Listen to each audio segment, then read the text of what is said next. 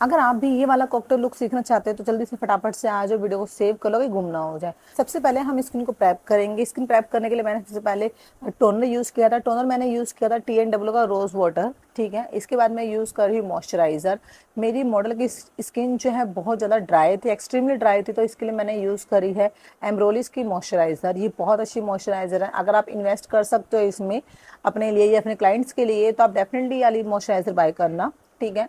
आप इसको अच्छे से प्रैप करो स्किन को। अगर स्किन प्रैप अच्छे से नहीं होगी तो आपका मेकअप भी अच्छे से नहीं होगा, ठीक है। फर्स्ट ऑफ ऑल आपको स्किन को अच्छे से प्रैप करना है, जिसके लिए मैंने पहला स्टेप हमारा टोनर, सेकंड स्टेप हमारा है मॉइस्चराइज़र का, ठीक है। हम अच्छे से ब्रश की मदद से मॉइस्चराइज़र यूज़ करेंगे। हम नेक पे भी यूज़ करेंगे क्योंकि हमें नेक पे भी फाउंडेशन अप्लाई करना होता है, ठीक है। अगर आप नेक पे फाउंडेशन अप्लाई करोगे और मॉइस्चराइज़र यूज़ नहीं करोगे तो आपका फाउंडेशन अच्छे से ब्लेंड नहीं होगा। तो पहले मॉइस्चराइज़र यूज़ करो फिर फाउंडेशन यूज़ करो, ठीक है। अब इसके बाद में फोरहेड पे भी अच्छे से यूज़ करेंगे, ठीक है। इसके बाद में क्लाइंट की जो मॉडल की मेरी जो स्किन जो लिप्स थे वो भी ड्राई थे एक्सट्रीमली, तो हमने पहले उसको लिप ग्लोस दिया ताकि उसके लिप्स जो है थोड़े सॉफ्ट हो जाए। क्योंकि अगर हम ड्राई लिप्स पे अगर हम लिपस्टिक लगा देंगे तो लिपस्टिक स्टे नहीं करती है, वो हट जाती है, ठीक है। तो हमने उसको अच्छे से लिप्स को अच्छे से हमने हाइड्रेट कर लिया। देन इसके बाद मैं यूज़ कर रही हूँ हमारा कैरेक्टर कॉस्मेटिक का कंसीलर। स्किन टोन से 2 शेड डार्कर कंसीलर लिया है यहाँ पे, क्योंकि मॉडल की स्किन जो है बहुत ज़्यादा पिगमेंटेड नहीं थी, तो हमें ऑरेंज कैरेक्टर को अवॉइड करना था, ठीक है। तो मैं यहाँ पे डार्क शेड का कंसीलर ले रही हूँ, जिससे हम जितने भी स्किन पे जो भी प्रॉब्लम है हम उसको करेक्ट कर लेंगे, ठीक है। फोरहेड पे लगाएंगे, अंडर आइज के यहाँ पे लगाएंगे, माउथ एरिया पे लगाएंगे। जहाँ जहाँ हमें लग रहा है पिगमेंटेड एरिया है, थोड़ा डार्क है स्किन टोन से, तो वहाँ पे हम लोग कंसीलर लगा देंगे 2 शेड डार्कर, ठीक है। इसको अच्छे से लगाएंगे, 1-2 मिनट के लिए इसको हम स्टे करने देंगे ताकि इसको कवरेज अच्छे से आ जाए। देन उसके बाद में हम ब्लेंड करेंगे। ब्लेंड करने के लिए मैं यूज़ कर रही हूँ dam beauty blender. Make sure आपके पास में ब्यूटी ब्लेंडर डैम ही होना चाहिए, क्योंकि अगर आप ड्राई ब्यूटी ब्लेंडर से अपने फाउंडेशन को या कंसीलर को ब्लेंड करोगे तो वो सारा का सारा ब्लेंडर पे आ जाएगा, और अगर आप वेट से करोगे तो सारा का सारा वो निकल जाएगा, ठीक है। तो आपको डैम ब्यूटी ब्लेंडर करना यूज़ करना होता है। उसको अच्छे से यूज़ करेंगे, हल्के हल्के हाथ से हमें यूज़ करना है। प्रेशर हमारा बहुत कम होना चाहिए, अगर प्रेशर पॉइंट ज़्यादा होगा तो ब्लेंडिंग अच्छे से नहीं होगी, ठीक है। तो मेक श्योर आपको ये ध्यान रखना है कि आपका प्रेशर जो है बहुत कम होना चाहिए, ठीक है। हाथ पे आपको ध्यान रखना है, ठीक है। हम उसको अच्छे से अंडर आइज के नीचे, फोरहेड पर, माउथ एरिया पर अच्छे से हमारे फेस पे जो भी प्रॉब्लम होगी उसको हम कंसील कर लेंगे, आप देख सकते हैं, ठीक है। इसके बाद मैं यूज़ कर रही हूँ फाउंडेशन। फाउंडेशन मैंने यहाँ पे जो लिया है नार्स का लिया है, पंजाब शेड। आप अगर आप फाउंडेशन नार्स में बाय करना चाहते हो तो आप पंजाब शेड ले सकते हो, सिंगल एक शेड बाय करना है। ये मीडियम टू फेयर स्किन पे इजीली चला जाता है, ठीक है। पहले मैं इसको काबू की ब्रश से यूज़ कर रही हूँ, क्योंकि अगर आप डायरेक्टली फाउंडेशन अप्लाई करोगे फ्लैट ब्रश से तो फाउंडेशन की एप्लीकेशन बहुत ज़्यादा हो जाती है, तो इसलिए हम पहले काबू की ब्रश से अच्छे से ब्लेंड करके अच्छे से उसको हम वो करेंगे, अप्लाई करेंगे। देन उसके बाद में हम उसको अच्छे से ब्लेंड करेंगे, ठीक है, ब्यूटी ब्लेंडर से। तो मैंने अच्छे से इसको फेस पे काबू की ब्रश से अप्लाई कर लिया है, ठीक है। अब देख सकते हैं बिल्कुल सेम कवरेज में लग रहा है। इससे आपको कवरेज बहुत अच्छी खासी मिल जाती है, फिनिशिंग आपकी बहुत अच्छी आती है जब आप पहले kabuki brush then beauty blender use करते हैं तो, ठीक है। आप देख सकते हैं नार्स का फाउंडेशन कितना अच्छा है। महंगा है बट एक बार इन्वेस्ट अगर आप कर लेते हो तो आपके मेकअप में 4 चांद लग जाते हैं।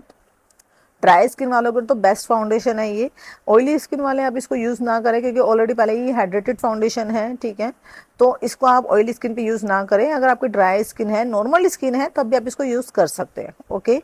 तो यहाँ पर आप इसको अच्छे से पूरे फेस पे अप्लाई करोगे, नेक पे भी अच्छे से कवर करोगे, क्योंकि मेन पार्ट हमारा नेक होता है। जितना एरिया आपके ड्रेस के ऊपर दिख रहा होता है उसको हमें उसको अच्छे से कवर करना होता है। अगर आप फेस को चमका दोगे, नेक आपके ऐसे रह जाएगी तो बहुत ज़्यादा ऑकवर्ड वाला फीलिंग हो जाती है। तो आपको मेक श्योर कि जब मॉडल पे काम कर रहे हो या फिर खुद पे काम कर रहे हो या फिर क्लाइंट पे काम कर रहे हो तो आपको नेक और फेस दोनों साथ में लेके चलना होता है, ठीक है। तो इसीलिए नेक पे भी अच्छे से हम फाउंडेशन अप्लाई करेंगे, ठीक है। लेकिन हाँ, अगर आपने पहले ड्रेस वेयर करवा दी है तो टिश्यू से उसको अच्छे से पहले कवर कर लो। अगर आप टिश्यू अप्लाई नहीं करोगे तो जितना ही फाउंडेशन या जो भी प्रोडक्ट आप नेक पे लगाओगे सारा का सारा ड्रेस पे लग जाएगा।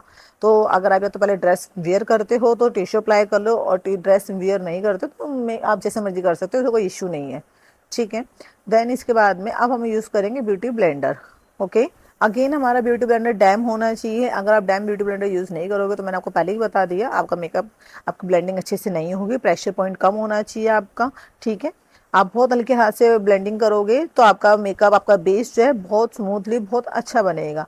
तो आप अच्छे से पहले ब्लेंड कर लो हल्के हल्के हाथ से, जहाँ जहाँ आपको लगता है, ठीक है। आपका नोज एरिया के पास से आपका अंडर आइज के नीचे, लिप्स को अच्छे से आपको अंदर करा कर फिर आपको करना है माउथ एरिया के पास से अच्छे से, ठीक है। और देन उसके बाद में आपको अच्छे से इसको ब्लेंड करना है, ठीक है। फोरहेड वगैरह जितना भी आपका एरिया कवर हो रहा है आपको इसको पूरे अच्छे से ब्लेंड करना है। और प्रेशर अगर आपको क्लाइंट कंफर्ट होना चाहिए आपका, अगर क्लाइंट कंफर्ट नहीं होगा तो मेकअप भी अच्छा नहीं होता, क्लाइंट इरिटेट हो जाता है।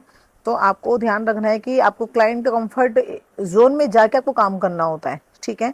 चाहे आपके कमर की बैंड बज रही हो या आपका कुछ भी इशू हो रहा हो, आप उसको अवॉइड करो और क्लाइंट को पहले प्रायोरिटी दो कि आपको क्लाइंट का आपका कंफर्ट होना ज़्यादा ज़रूरी है। ओके, तो नेक पे अच्छे से हम ब्यूटी ब्लेंडर को एक बार मार्क कर देंगे ताकि नेक पे भी अगर कोई भी हार्श लाइन रह गई हो ब्रश से फाउंडेशन की तो वो भी अच्छे से ब्लेंड हो जाए, ठीक है। अब 1 मिनट के लिए स्टे करने के बाद में हम यूज़ करेंगे कॉन्टोरिंग। फेस पे हम थोड़ी सी कॉन्टोरिंग, थोड़ी सी शार्प हम फेस को दिखाना चाहते हैं तो इसलिए हमने कॉन्टोरिंग यूज़ करी। यहाँ मैंने 452 का कॉन्टोर, लिक्विड कॉन्टोर यूज़ करा है, ठीक है। ये कुशन कॉन्टोर है 452 का। बट मेरे फेस पे अगर क्लाइंट का फेस या फिर अगर आपका फेस इस लेवल का है तो आपको नीड नहीं होती कॉन्टोरिंग की। अगर आपको शार्प फेस दिखाना है तो आपको कॉन्टोरिंग की नीड पड़ती है।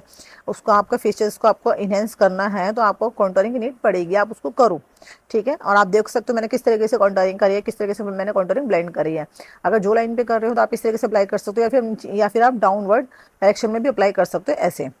अदरवाइज अगर आप चिन पे कर रहे हो तो आपको अपवर्ड डायरेक्शन में अप्लाई करना होता है। नोज एरिया पे आप देख सकते हो मैंने किस तरीके से करी है, ठीक है। देन इसके बाद मैंने यूज़ करा है लिक्विड ब्लशर। लिक्विड ब्लशर मैंने यूज़ करा है यहाँ पे O2 का, ठीक है। O2 का आप लिक्विड ब्लशर ले सकते हैं। ये शायद मेरे ख्याल से कोरल शेड है ये, तो आप इसके 2-3 शेड आते हैं, आप कोई भी बाय कर सकते हैं। O2 का ब्लशर भी काफ़ी अच्छा खासा पिगमेंटेड ब्लशर है।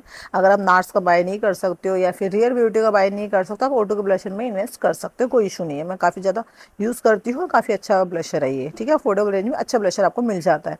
देन इसके बाद में यूज़ करूँ हाईलाइटिंग के लिए 452 का कंसीलर। अगेन स्किन टोन से 2 शेड लाइटर मैंने फोरहेड पे यूज़ करा है, नोज पे यूज़ करा है, चिन पे यूज़ करा है और अंडर आइज के नीचे भी यूज़ करा है। आप देख सकते हैं अगर आपको हाईलाइटिंग नहीं आती हो तो आप इस तरीके से हाईलाइटिंग करो। हाईलाइटिंग हम इसलिए करते हैं कि हमारे फेस पे जितने भी हमारे हाई पॉइंट्स होते हैं वो थोड़ा सा हाईलाइट होकर आए, ठीक है। हमारे फीचर्स और भी ज़्यादा इनहेंस होकर आए, ओके। तो आपको हाईलाइटिंग इस तरीके से करनी है। क्लाइंट को कहना है ऊपर की तरफ देखने के लिए, देन उसको अच्छे से हल्के हल्के हाथ से ब्लेंड करना है। मेक श्योर जहाँ पे आप हाईलाइटिंग कर रहे हो उसको उसी की जगह पर ही ब्लेंड करो, इधर उधर फैलाने की जरूरत नहीं है। बहुत ज़्यादा इधर उधर कई बार होता है कि बिगनर्स होते हैं या फिर उनको नहीं पता होता, इधर उधर बहुत ज़्यादा फैला देते हैं हाईलाइटिंग को, कॉन्टोरिंग को। तो आप जहाँ पे भी जो पॉइंट कर रहे हो, जिस जगह भी आप कॉन्टोरिंग अप्लाई कर रहे हो, ब्लशर अप्लाई कर रहे हो या हाईलाइटिंग अप्लाई कर रहे हो, उसको उसकी जगह पर ही आप ब्लेंड करो, इधर उधर नहीं लेके जाना, ठीक है। तो अच्छे से हम हाईलाइटिंग को अच्छे से ब्लेंड कर लेंगे अंडर आइज के, सॉरी आइज के ऊपर भी और अंडर आइज के नीचे भी, ठीक है, ताकि हमारी आइज पे थोड़ी डेप्थ भी मिल जाए। जब हम आई शेडो यूज़ करेंगे तो हमारा आई शेडो अच्छे से इनहेंस होकर आए, ठीक है। अच्छे से जितनी भी क्रीज लाइन है अच्छे से इसको ब्लेंड करने के बाद में हम यहाँ पे करेंगे फेस को बेक मीन्स फेस को हमें अच्छे से कॉम्पैक्ट से सेट करना होता है। कॉम्पैक्ट हम जब यूज़ करते हैं जब हमें लाइट कवरेज चाहिए या फिर हमें थोड़े टाइम का फंक्शन है। अगर हमारा बेस को हम लॉन्ग टाइम दिखाना है, हमारी मॉडल को पूरी रात स्टे करना है मेकअप को, या फिर हमारा मेकअप लॉन्ग लास्टिंग होना चाहिए, तो आप कॉम्पैक्ट ना यूज़ करके आप यूज़ करो ट्रांसलूसेंट पाउडर। तो यहाँ मैंने यूज़ करा था PAC का ट्रांसलूसेंट पाउडर, शेड नंबर है 10, ठीक है। अच्छे से उसको फेस को अच्छे से कॉम्पैक्ट करने के बाद में, सेट करने के बाद में अब मैं यूज़ कर रही हूँ पाउडर कॉन्टोर। पाउडर कॉन्टोर के लिए मैं यूज़ कर रही हूँ 452 की पैलेट से कॉन्टोरिंग, ठीक है। उसको अच्छे से अप्लाई करेंगे कॉन्टोरिंग, जहाँ जहाँ पे हमने कॉन्टोरिंग लिक्विड कॉन्टोर करा था वहीं पे हमें पाउडर कॉन्टोर की थोड़ी सी डेप्थ देनी है। देन उसके बाद मैं यूज़ कर रही हूँ हाईलाइटर। हाईलाइटर के लिए मैंने यहाँ पे लिया ओफ्रा का हाईलाइटर। तो अगर आपको कम बजट में एक अच्छा हाईलाइटर बाय करना है तो आप ओफ्रा का हाईलाइटर बाय कर लो। आपको अराउंड 2200 का या 2500 का मिल जाता है। अगर आप वैनिटी एक बार ही बना लो तो वैनिटी जब आपकी बन जाती है तो आपको ज़रूरत नहीं पड़ती है, मेकअप आपका अच्छा खासा हो ही जाता है, ठीक है। आपको नीड नहीं पड़ती, फिर आपके सारा काम फ्रेशर का या फिर आपको ब्लेंडिंग का होता है उसके बाद में। तो मैंने यहाँ पे यूज़ कर है ओफ्रा का हाईलाइटर। ओफ्रा का आप हाईलाइटर बाय कर सकते हो, ठीक है। नोज़ पे हम इस तरीके से फिंगर से अप्लाई करेंगे, अगर हम ब्रश से करेंगे तो पूरी नोज़ पे अप्लाई हो जाता है। तो पहले हम बीज ऑफ द नोज़ पे करते हैं और टिप ऑफ द नोज़ पे करते हैं। सेंटर में हम छोड़ देते हैं अपर और बिल्कुल लास्ट में हम करते हैं। देन अगेन हम यूज़ करते हैं हाईलाइटर। या मैंने नॉर्मल सा इनसाइड का हाईलाइटर लिया है अंडर आइज के ऊपर, सॉरी आइज के ऊपर, ठीक है, उसको ब्लेंड करेंगे। थोड़ा बेस बनाने के लिए आप कोई भी हाइलाइटर ले सकते हो। अगर आपको लगता है कि हम नार्सी लगा सकते हैं, या फिर आप रेयर ब्यूटी लगा सकते हो, या फिर आप कोई भी आप लगा सकते हो, टू फेस लगा सकते हो, तो आप लगा लो, कोई इशू नहीं है। अगर आप नॉर्मल आप 200-300 का हाइलाइटर भी लगाते हो तब भी आप काम वही करता है वो, ठीक है। इसके बाद में मैंने पैलेट में यूज़ कर रही हूँ यहाँ पे द स्टॉपर, ठीक है। ये पैलेट है हमारी प्रोश की पैलेट बहुत अच्छी है। अगर आपका इसमें सिंगल पैलेट भी है तो आप किसी भी तरीके का ग्लैम लुक, ब्राइडल लुक कर सकते हो, सॉफ्ट लुक कर सकते हो, ठीक है। इसमें बहुत अच्छी पिगमेंट है इसका, और बहुत अच्छा अच्छे से ब्लेंड हो जाते हैं।